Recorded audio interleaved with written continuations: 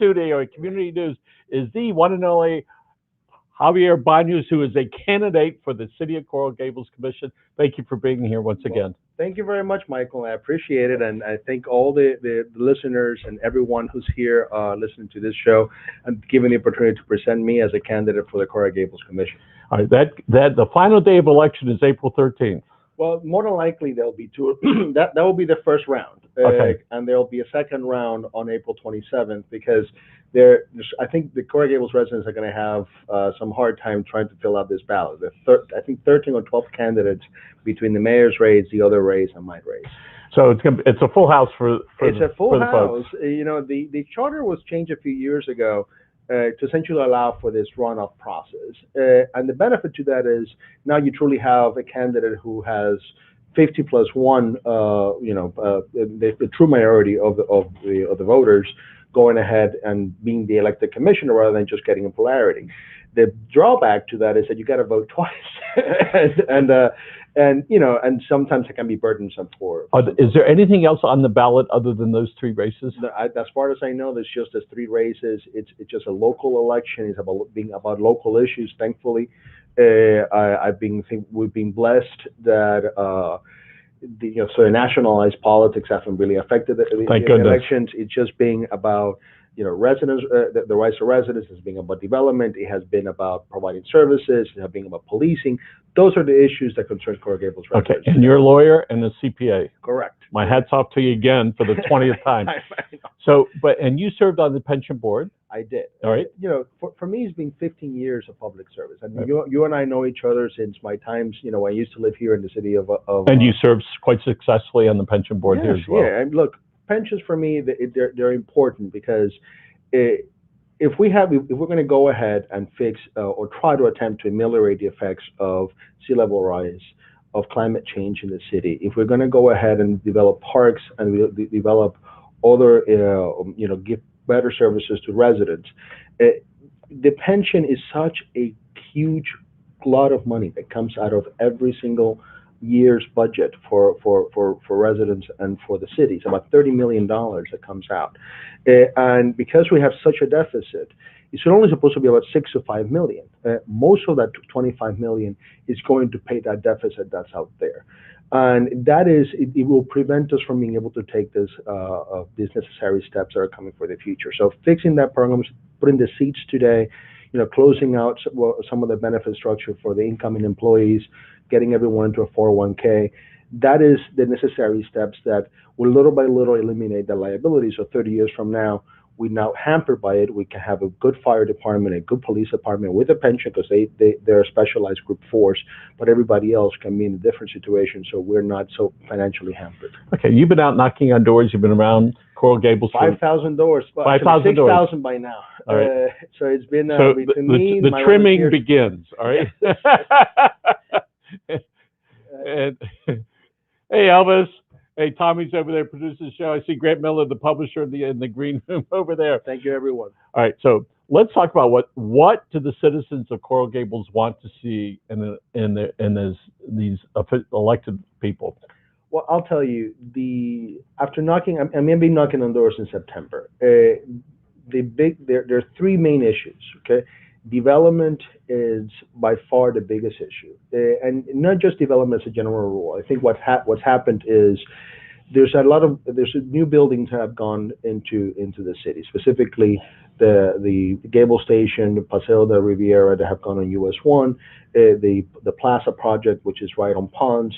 There's a proposal for Ponds residents that is right across that large Ponds building, right where Vicky Bakery is, and they're all massive structures, 178, 100 and 200 feet buildings. And a lot of the residents believe that those buildings are essentially out of scale with the sort of the residential small town feel that Gables should be. And very much connected with that is the issue of traffic, because all that additional real estate is residential real estate. Okay? Most of what's coming in is going to be new folks that are coming in. And if you talk to the city manager, he'll tell you with a straight face, everyone is going to have, it's going to take an Uber, and we're going to have flying cars, and we're not, Miami won't have any drivers. And I think the pandemic has shown us that there will be some curtailing of that because people don't necessarily have to go to work as much. Maybe they'll just have one car, but at the same token, in this city, everyone has a car, and I just don't think that that is the that is really the vision for the future. So it needs to be tapered down. Development needs to occur. We need that tax base. We need to make sure that new folks, new blood comes into the city. That is completely understandable and correct. But it cannot be without some tapering down with some control, so that we don't burden the existing infrastructure and burden the quality of life. So, as an elected official, which you probably become that, how do you understand the needs over the north part of the Gables, the south part of the Gables, the west side of the Gables? How do you deal with all of that when it comes to you going to make a decision and taking into account everybody's particular needs? You have the developers' wants, all right? You have the need for new businesses there. Right. You have probably the need for new buildings for apartments, so you get some new revenue. Right. And then you need roads, I suppose. Absolutely. Look, if I am blessed to be the new commissioner for Coral Gables in Group 3, I will be the commissioner for all of Coral Gables. Like, there's no districts in Coral Gables. We represent citywide. The mayor represents it citywide. So my constituency will be in Gables by the Sea. It would be in Coco Circle. It will be on US 1, and it will be all the way to the North Gables on via A Street. So it's a broad community. A very diverse community, a community that is really an exemplification of what Miami is in general. And I want to be commissioner for everyone. I want to make sure that we take their input and we do what's correct for the residents. If I am going to be in that position, I have to be cognizant of the rights of all the parties, clearly developers, etc. But my main job, my main issue will be to represent their residents, because those people who elect me. Yes. I'm not there to worry about what the developers. And Coral Gables is a pretty big area, geographically, and number of voters. 53,000. How many? 53,000 residents. Depends when the students are here or not. And how many residents are in South Miami? People have 11,000, I think. 11,000 or something. Okay. Yes, there are here. So on US 1, there are Ponce's buildings all over, including the University of Miami. Correct. You go from all the way over there to the north side, which is on 8th Street. Correct. And then you further down all the way to Gables by the Sea, which is, right on the water. It's itself by the end of the bay. So that's a pretty big area, pretty significant city. 60,000. That's bigger than Cutler Bay, Palmetto Bay. Doral's around the same. All right, South Miami, and some of the other small cities. So you have a lot of very active people are out there pulling you in each direction. Right. So how does it feel like you're pulling this way, and then you get pulled this way? I tell you something. I've said the mantra of my campaign, the message of my campaign. I may have said it 1,000 times over and over again. I said, talk to residents. It doesn't bother me one bit. Okay, I could have this conversation with every single person, because every person has a different perspective. They're coming from a different interest. You have to listen to people. You have to really be their voice. Look, if you go to Gables by the Sea, the folks there are very much worried about sea level rise, right? That is because they are very much in the forefront of that fight. Sewage and water treatment and septic tanks and the way the bay is going to be organized, that conversation by far drives. Is Tahiti Beach? Huh? Is Tahiti Beach in the Gables? Yeah, Tahiti Beach is also at the same thing with the folks that live right on the water in south of Coco Circle in that entire area, as well as on Old Cotler. The proposal, the working proposal that the Army Corps of Engineers is about a $6 billion project. That includes parts of the Gables, I assume. That will include part of the Gables. And look, we have to save the bay. The bay is a natural barrier. There's nothing we can, the engineers can do a great deal of work, okay? But the bay has to be preserved, because that's a natural barrier against some. Norella Begay is the first new bay officer. I think that's the title. Yeah, yes. Congratulations to her, and for the county for bringing her aboard. I've been in the meeting when she was brought in, and she expressed the activities that the county is doing. As if I am going to be elected commissioner, I'll be happy to work with her and provide enough resources and in the city budget to make sure that we serve the bay. We dump as much sewage as possible, into the area, and we can preserve the natural barriers that prevent folks from We as human losing the beings quality of want to be heard and hopefully understood, even if correct. we don't get what we're looking for. Yes. But one of the things that people tell us is, I called so and so, and they didn't listen to me. They didn't call me back. Right. All right, they don't understand me, and they sort of seem to be put out. So, what are you going to do so that you're an open book like? Look, I think Vice Mayor Lago, who will more likely, in my estimation, will be Mayor Lago in a while, has, I think, taught good deal of to the his fellow commissioners the way to really address public service, and I will try to emulate that particular way. As a CPA and as an attorney, I give service to people. You know, you call them back within 24 hours. You try to get their interest addressed, and at the very least, you are if there's nothing you can do, you know, about the particular issue because it's just not within your power or beyond what can be resolved with you know in immediate sense. You have to listen to folks so they understand. I've had people complain about permitting issues. I have people complain about concerns that they have with the schools. I have people complain about the Wawa issue. You know, there'll be limitations to every office. You know, I'm not gonna. It's not a panacea for resolutions, but certainly my intention will be to advocate for the interests of the residents of Coral Gables, to be, you know, their true representative, their true lawyer, CPA, you know, their advocate, in their in the interest to the community. So one of the things we noticed in the last 10 or 15 years, so many of the websites don't no longer have phone numbers on them when we want, and it gets pretty frustrating. Right. Because then they want you to email it, and then you're wondering whether they're going to call back. And I hope if you get elected that your phone number is everywhere. So when people have a problem, they got a hole in the. Oh, my God. 305-519-5581. There you go. I've given my phone number to my clients, my personal phone numbers to my clients since I started practicing, okay, 16 years ago. I can tell you it has proven to be the most successful tool, okay, for my own business, and that my wife and I have, you know, we have an excellent practice. And the reason for that is they want to talk to me, okay?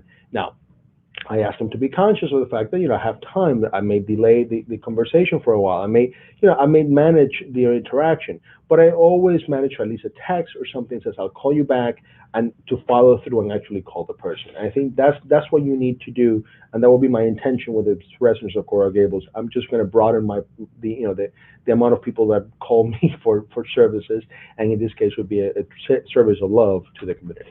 So you have folks, men, women, young people, all right, older people. Who's gonna be voting for you this go around? I hope everybody. Okay, that's my intention. I want to have as broad an appeal as possible to all residents of Coral Gables. I think I've been vocal on the issues that actually interest most of the residents. You know, you have young mothers and young families who are concerned about the Carver Elementary middle school issue with Wawa, and we'll listen to them, and we'll have an opportunity on March 18th to have a debate with. And I think David Winker and his attorney is handling that case for the neighbors. Organize with the neighbors. There'll be a debate, or actually it's not a debate, it's a forum organized by the Chamber of Commerce on the 11th of March. How about that? On just Coral Gables issues. Okay.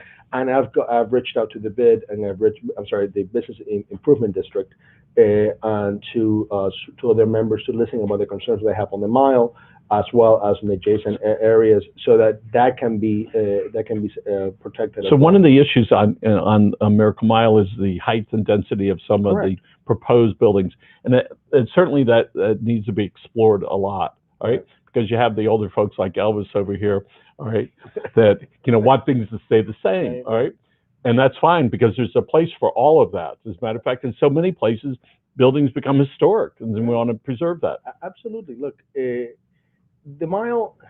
If you talk to the businesses who are on the mile itself, okay, not necessarily the restaurants, but the folks, the jewelry stores, the haberdasheries, those type of places, they will tell you we need more walking people coming around. Yep. We need more density. We need more folks to come in, and I don't think that there's nothing wrong with that, because there's plenty of parking in the periphery of the mile, on the side streets of the mile. Okay, you can bring more density. We can bring more streets. We can allow for parking. However, the mile itself, after we spent $25 million fixing up the streets after COVID, can be improved and can be revamped. Okay, it doesn't need to be destroyed. Okay, and there's a bunch of proposals out there which have moderated the original height restrictions that they wanted to put in, and all these things. And I think Commissioner Lagos' new proposal as well as Commissioner Mendes' proposal are a step in the right direction of of moderating those changes.